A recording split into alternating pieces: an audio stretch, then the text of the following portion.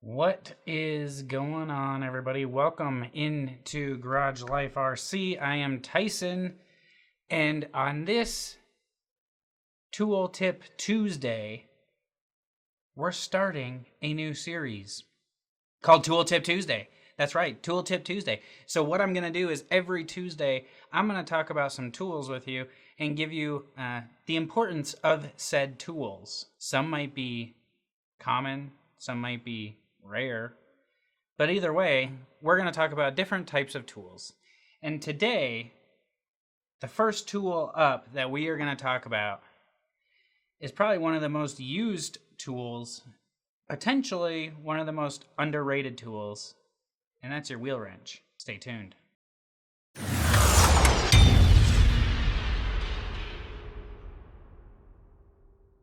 All right, so you buy an RC car. It comes with a wheel wrench. Somehow, some way to get the wheel on and off, whether it be a 5mm, a 12mm, 17mm, 24mm. You got the wheel wrench, and they come in different shapes and sizes. For instance, this guy here that comes with an Arma. This guy here that comes with a Traxxas. Or you have, something like this that is a 24mm for an Arma. Or you have some aftermarket ones like this. Or you have my favorite of all, which is just a socket. Now, they all have their ups and downs, but generally when they come with the vehicle, they aren't the best solution out there. They're generally something cheap and easy to make that the company can throw in the box and send out with everybody. So you have a usable way to get your wheels on and off. Now, I have found that with the ones that come in the box, generally there's some sort of issue with them and my hands. Now, something like this. I just don't like this. Like, this thing is all over the place, and then you turn it and it hits the desk and it just gets stuck. I've actually bent the insides of these before. So I tend to not like slider ones like this. They are nice for the fact of you can instead of it being a stuck T, you could slide it over to the edge and turn and get leverage on it. But I've bent too many of these. I think they're just clunky and bulky and weird. I don't like them. You have the ones like this where I think these are useful in multiple different ways. You got a 10, you got a 7, you got an 8, and you got a 17mm. Now, I do use this one quite a bit. This is the one that I take with me in my field bag to where when I go out, I have one like this that can go with me.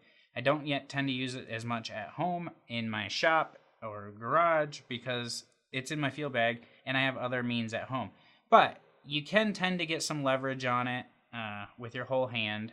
You can pop on like that, pop on like that. And it works good. I've never had an issue breaking one of these or anything like that. So this one is a decent one that would come with your ready to run, or even an EXB model, something that would come with one, and you get it, and it's like this, pretty decent. Then there's this plastic one that comes with the Traxxas stuff. I think it works for a little bit, but it's not a long-term solution in my opinion. First of all, when you put it in there, it's really hard to get leverage on this little T handle. It's not very big.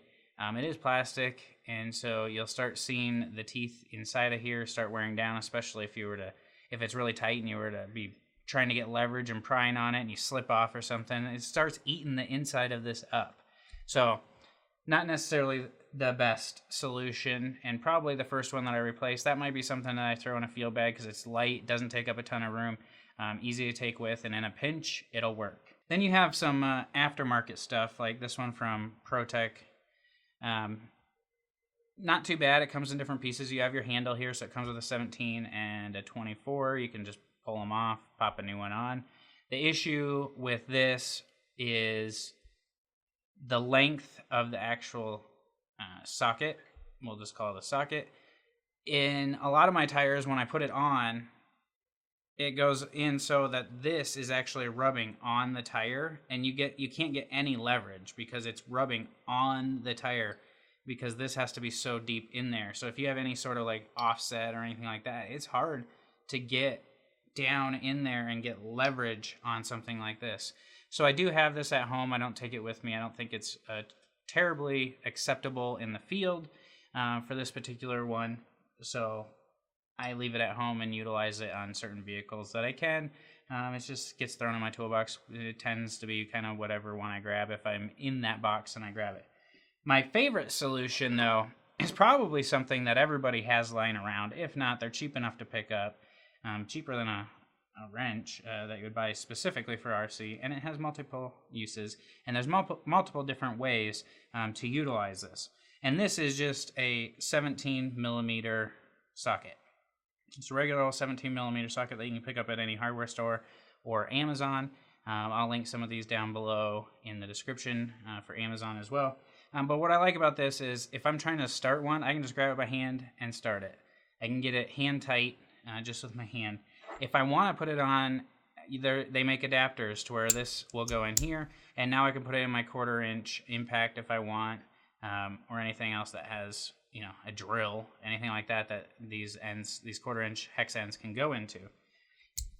When you got those deeper tires, you can get an extension for it. So here's like a 2-inch extension. You can pop that on, and now you can reach in there further and be able to reach into those deeper tires. And if you really need to get some bracing on there, you could throw a ratchet on there or a breaker bar. And so you can put this on here. And now you're going to be able to get as much torque on there as you want to get it as tight as you want, or to break it loose, especially if you have Loctite and things like that on there. You're going to have the power to break it loose when you have a breaker bar, something like that. So I tend to like that. I tend to have the socket on it all the time. If I don't, then I utilize this. And I do like to use my impact, but my impact, I have a different transmission levels on. So I know it's not just going to take it and twist it off. I have it set to where it's going to break, and the transmission in there is going to start clicking, it's like, and it stops actually like turning once it gets to a certain torque. So that's what I tend to use. Again, as far as taking it with, super light, super easy. I always bring like a small drill, something, impact with me. So I have battery operated power out there so I don't have to twist. And there's a lot more resources you can use when you get into an impact or a electric screwdriver, something like that, past wheel nut fasteners. But that's what I wanted to talk about today. This has been your Tool Tip Tuesday tip of the week, where you stop by and I give you just the tip of the tool. Actually, you got the whole thing today. You got all of it. You got the wheel wrenches. But this is only the tip of the iceberg of wheel wrenches, because there's a whole ton out there. But I still think the socket, the regular old socket, is the best solution for your wheel wrench needs. So down below, comment what you find as the best solution in your current arsenal of wheel nut fasteners, and let's have a conversation. Please remember to like, subscribe, and hit the bell so you know when I come out with all the Tool Tip Tuesday videos or any other bashing videos along the way. Again, I am Tyson with Garage Life RC, and I am so thankful that you stopped by today. And until I talk to you guys again soon, and remember, working on your RCs is half of the fun.